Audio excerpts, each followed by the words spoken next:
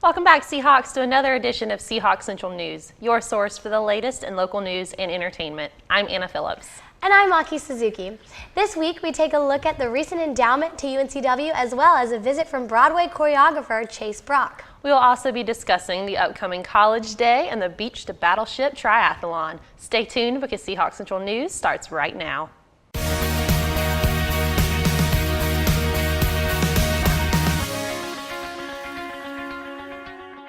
The Dobo Endowment at UNCW is now valued at above $5 million after the most recent contribution of $2.5 million. The endowment, which was announced by Chancellor Miller on October 25th, is one of the largest in UNCW history and is a gift from the family of the late Bill and Barbara Dobo. The Dobo family currently has the Science Building named in their honor, as well as Beckworth Recital Hall being named in honor of Barbara's maiden name. The endowment, made through a charitable remainder trust, is set to generate around $250,000 annually to be used to meet UNCW's greatest needs. UNCW Professor Charles Hardy is being honored next week as a nominee for a Healthcare Heroes Lifetime Achievement Award. This award is given out each year to someone in the Wilmington community who has made remarkable contributions to local healthcare. The ceremony is an annual gathering and celebration to unite medical providers. Professor Hardy is the founding dean of the UNCW College of Health and Human Services. Broadway choreographer Chase Brock was in Wilmington last week with his show, The Chase Brock Experience.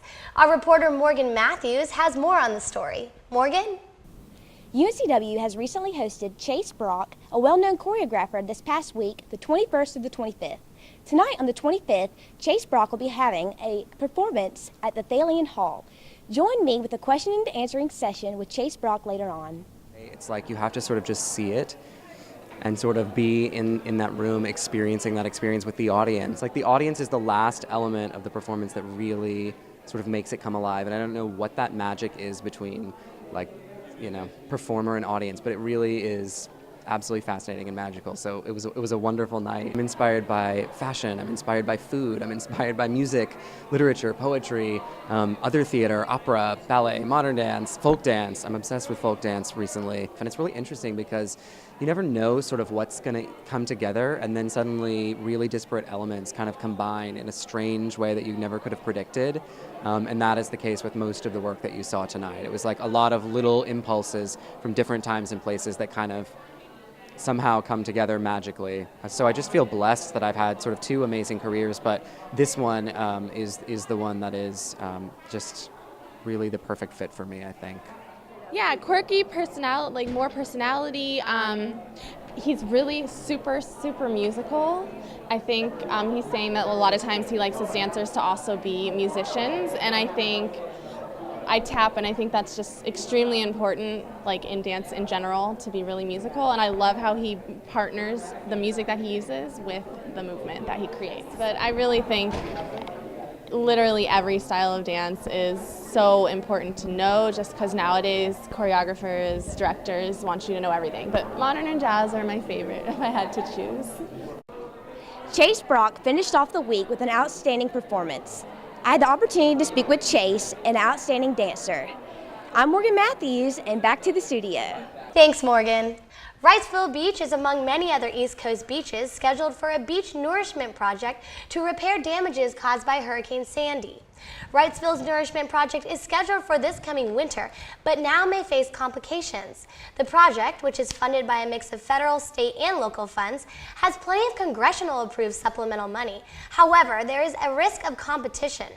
Competition is especially high because there are only 5 licensed contractors who have the equipment necessary for the projects. In addition, most East Coast locations share the same environmental time window for the project to be completed. Those in charge of Wrightsville's beach nourishment have stated that the worst case scenario, the nourishment may be postponed until November of 2014.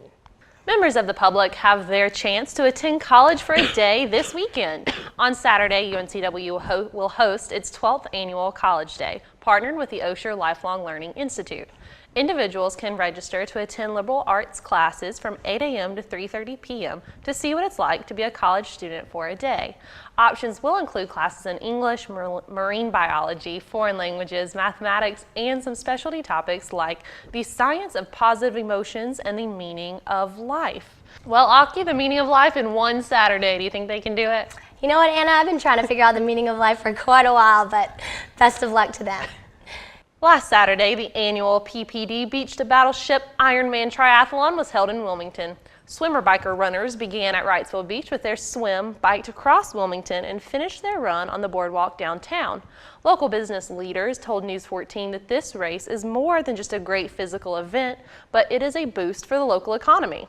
October is the start of the off-season for beaches, and the race brings in around 10,000 people and around $4 million for Wilmington. Mary Lee, the great white shark, could now be a mom.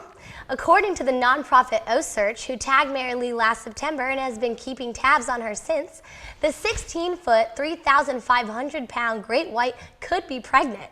OSearch stated that a pregnancy could be one possible explanation for her migration pattern of remaining in the South. While most great whites' migration patterns include traveling as far north as Nova Scotia, Mary Lee has been spotted multiple times in the southeastern region and has become what seems to be a repeating visitor to Carolina Beach. Most recently, she made a reappearance in Carolina Beach's waters on October 21st, signaling a yearly return from a sighting of her around the same time in the season in 2012. Racist comments led to the resignation of a Buncombe County Republican. Precinct Chair Don Yelton made several racist remarks on The Daily Show, which aired last Wednesday, and was asked to officially step down, which he did.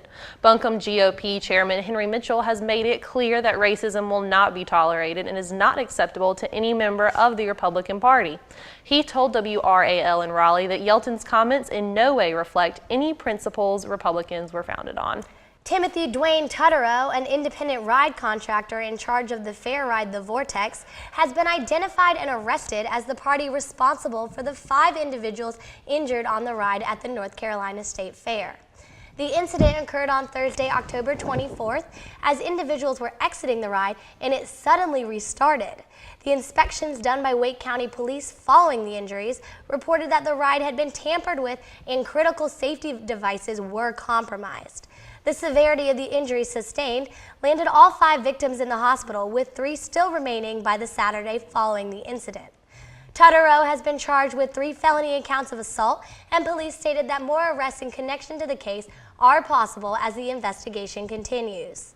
Syria has officially submitted their plans for destruction of their arsenal of chemical weapons. The New York Times reports that officials turned in plans 3 days early to the Organization for the Prohibition of Chemical Weapons, which is the group charged with looking out for Syria's weapons affairs. Many details of the documents are confidential, but there is no way for us to know whether or not Syria has listed all of their weapons on the list. It will be a great testament to President Assad's cooperation with the United Nations if it is complete and thorough. If not, the Security Council of the UN could take action. They'll review the documents by November 15th. Thanks, Logan. Well, Seahawks, that's all we have time for this episode. Have a great Halloween, and until next time, I'm Anna Phillips. And I'm Aki Suzuki saying so long, Seahawks.